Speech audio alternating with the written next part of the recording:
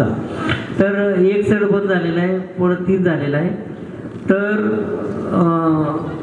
मस्टायटी हे तर आता जे तुम्हाला स्तनदा म्हणजे दगडी नियंत्रणासाठी जे उपाय आहे ते उपाय आहेच, शिवाय आता यांचा सड बंद झालेला आहे.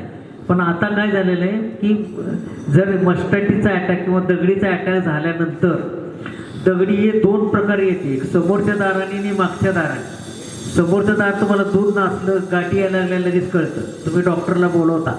पण जे सुप्त अवस्थेत आहे की जंतूचा प्रादुर्भाव झाला आहे पण दूध नसलेलं नाही, गाठी नाही, तर मागच्या दाराने आलेला आजार फार धोकादायक असतो.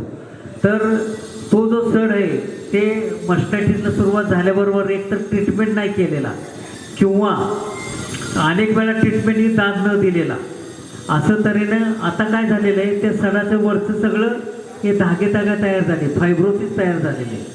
त्यामुळं आता सड टोकरूनही उपयोग नाही, टोकरलं की पुन्हा त्या सडालाही धोका, दुसऱ्या 3 चांगल्या सडालाही धोका होईल.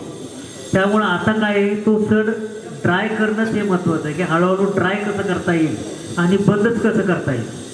कारण तो सड जर चालू दूध व्यवस्थित येत नसेल तर त्याला टोकरून उपयोग नाही.